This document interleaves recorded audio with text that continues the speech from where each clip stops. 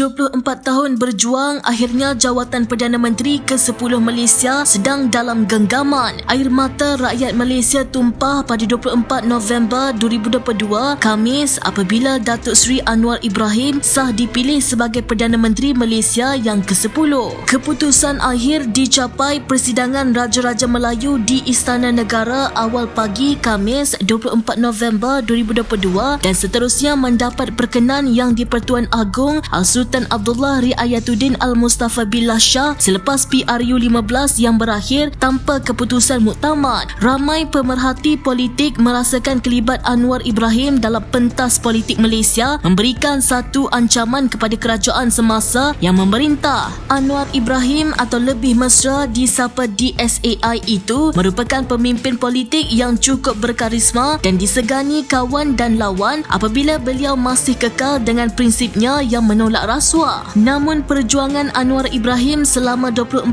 tahun ini mungkin hanya diketahui oleh orang lama yang menyaksikan keperitan Anwar dan keluarga dalam menghadapi hinaan, kejian, fitnah dan keganasan. Siapa Anwar Ibrahim? Di sini kebenaran tentang Anwar Ibrahim akan didedahkan. Pemimpin kontroversi ini memulakan kerjayanya dalam bidang politik sebagai salah seorang pengasas organisasi Angkatan Belia Islam Malaysia ABIM, menjadi anggota Jawatankuasa Majlis Belia Asia, anggota Majlis Belia Dunia serta anggota Jawatankuasa Rantau Asia Pasifik pada Perhimpunan Belia Sedunia. Anwar Ibrahim mula menjadi ahli parlimen pada tahun 1982 setelah memenangi kerusi Permatang Pauh. Ketika itu ketokohannya dalam bidang politik mula diiktiraf terutamanya ketika menjadi Menteri Keuangan. Hal ini kerana pada tahun 1996 Euromoney telah menobatkan Anwar Ibrahim sebagai 4 Menteri Keuangan terbaik dunia dan Asia Money menamakannya sebagai Menteri Keuangan terbaik Asia. Selain Menteri Keuangan, Anwar juga pernah dilantik menjadi Timbalan Menteri di Jabatan Perdana Menteri, Menteri Kebudayaan, Belia dan Sukan, Menteri Pertanian dan Timbalan Perdana Menteri pada tahun 1993. Bukan itu sahaja, Anwar Ibrahim juga pernah diberi kepercayaan dan dilantik sebagai pemangku Perdana Menteri dan Menteri Dalam Negeri. Anwar menjadi Timbalan Perdana Menteri ketika berada di bawah pimpinan Tun Dr. Mahathir Mohamad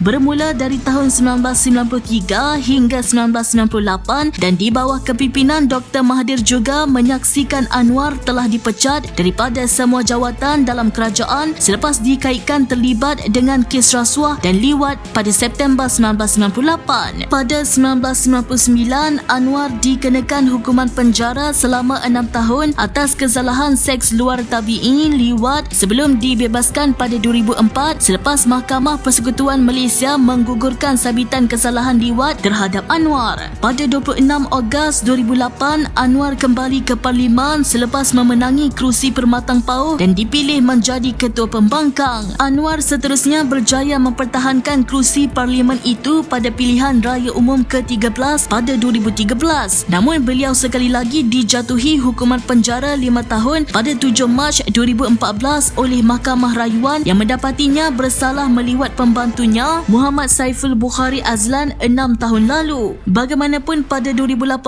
PH memperoleh kemenangan besar sekaligus memegang tampuk kepimpinan kerajaan dan Dr. Mahathir sekali lagi dilantik sebagai Perdana Menteri. Seperti dipersetujui, kedudukan Dr. Mahathir itu bersifat sementara sehingga pengampunan terhadap Anwar selesai dan beliau dibebaskan dari penjara. Pada 16 Mei 2018, Anwar memperoleh pengampunan diraja daripada Yang di-Pertuan Agong ketika itu Sultan Muhammad V bagi membolehkan beliau menjadi Perdana Menteri. Ahli Parlimen Port Dickson Datuk Daniel Balagopal Abdullah melepaskan kerusi berkenaan memberi laluan kepada Anwar bertanding pilihan raya kecil PRK Port Dickson pada 13 Oktober 2018 sebelum beliau menang. Namun sehingga Februari 2020, Anwar masih belum menjadi Perdana Menteri seperti yang dijanjikan. Sebaliknya, hasrat itu terkubur ekoran kemelut politik yang menyaksikan PH kehilangan kuasa. Ini kerana beberapa ahli Parlimen PKR telah bertindak keluar parti yang akhirnya menyaksikan Dr. Mahathir meletakkan jawatan dan seterusnya Tan Sri Muhyiddin Yassin dilantik mengemudi negara sebelum diambil alih Datuk Seri Ismail Sabri Yaakob. Dalam PRU 15, Anwar sekali lagi lagi bertanding dan kali ini menang di kerusi Parlimen Tambun.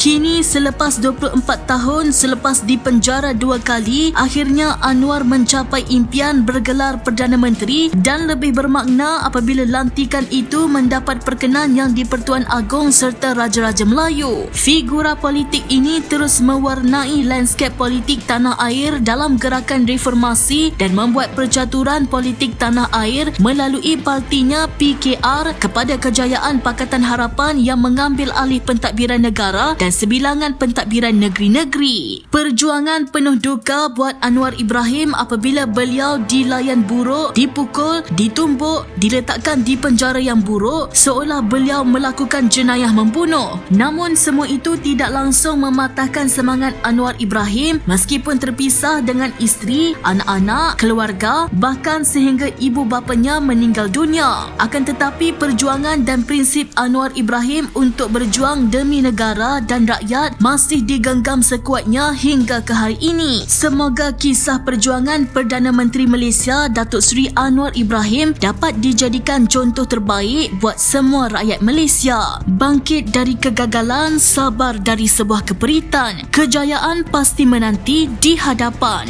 Reformasi buat Malaysia. Untuk info dan perkembangan politik yang lebih menarik, sila subscribe, share dan like di saluran TV One Channel.